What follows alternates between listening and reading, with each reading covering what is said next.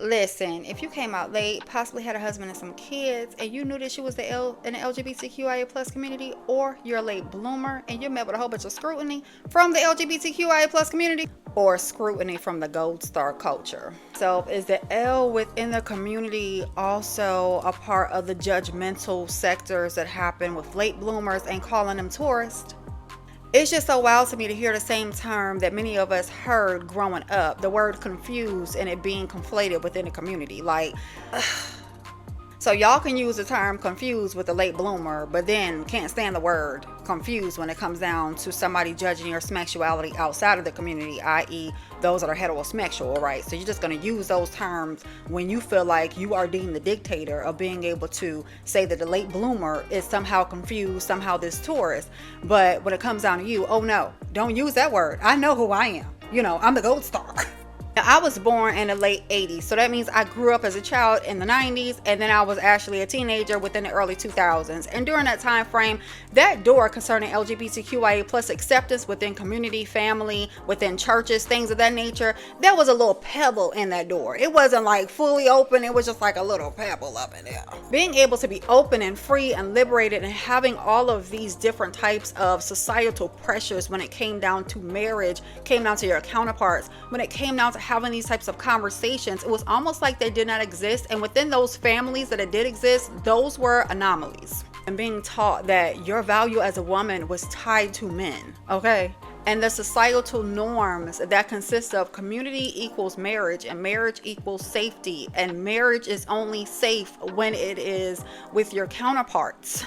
And placed inside of this box, if you follow all of the societal norms, rules, if you follow what community said, if you follow what your parents said, if you follow what your family said, if you followed what your religious sector said about, oh my God, don't say that you're part of that community, you're sitting right next to the devil. You have to be one of those demons. We might have to give you an exorcism. If you followed all of the rules, then therefore you're doing exactly what you need to do, and you're adding your contribution, even though you're neglecting who you are as a person.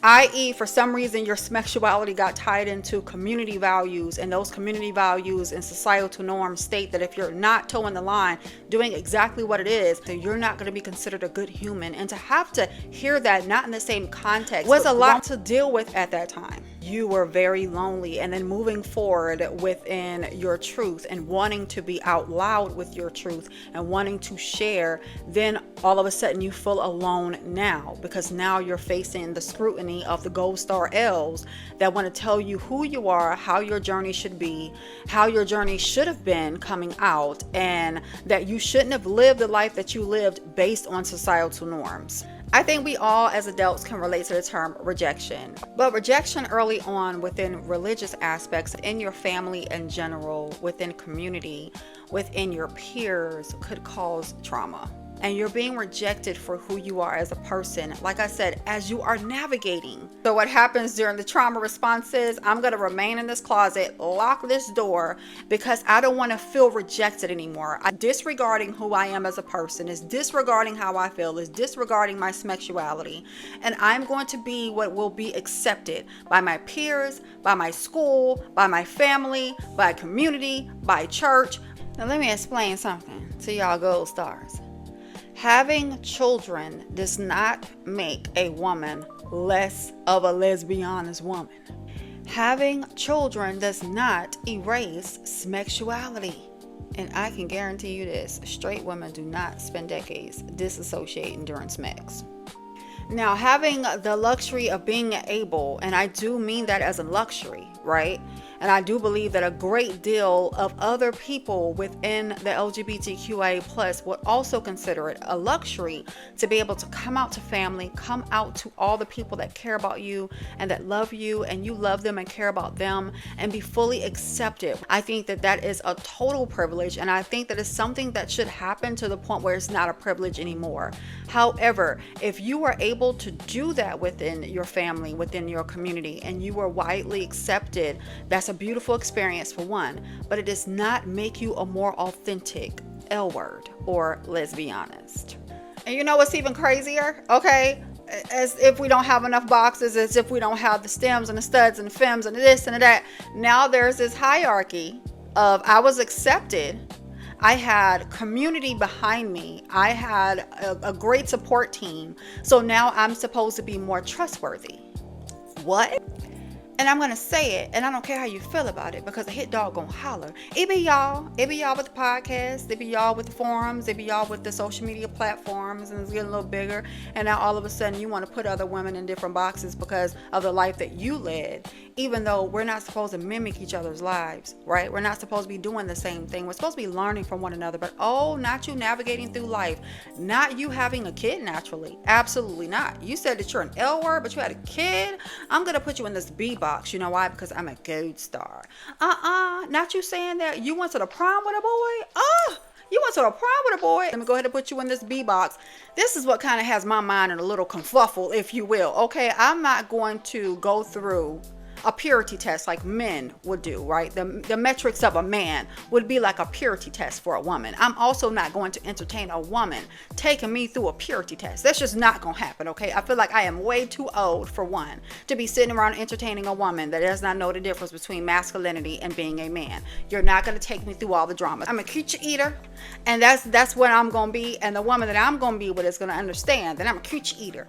I'm a coochie eater. Coochie. Now, I wouldn't be my Gemini self if I didn't play devil's advocate, okay? So I will make a video about this in the future, but for those women that are playing sexuality games and coming over here to the dark side, and I do call it the dark side, because when you're over here with the ladies, you don't even know what you're doing. If you're over here playing sexuality games and you're really not about that life, you have no idea what you just put yourself into. Baby, you're going to get your feelings hurt every single time playing those games, okay? But I do see that. You know, I'm looking at the comment section under the studs videos, you know, when they be up there dancing and stuff on TikTok and everything. And I be seeing some of them women out here willing to risk it all. 50 years in marriages. Why is this sound repeating, said her husband? I see all of that. And I would definitely inform anybody on any capacity, within any level of friendship, relationship, family, use discernment. Always use discernment, but do not categorize every woman that may seem like a late bloomer as she's over here to bring baggage, she's over here playing games. Get to know the person that you're talking to. And if somebody's over here playing games, baby, let them play games and get hurt, because we all know what happens when you cross over to the dark side. You think you can play those women like they're men. Baby, you're up for a challenge. So in closing, look, the truth has no expiration date, and no one should be out here judging people no matter what type of good noodle star that you have. And let's keep the conversation going. If you came out late, tell me what you lost and tell me what you've gained. And if you're someone that came out early, ask yourself, why does timing feel like authority? Thank you so much for watching. Make sure you subscribe, like this video, and leave your comments below.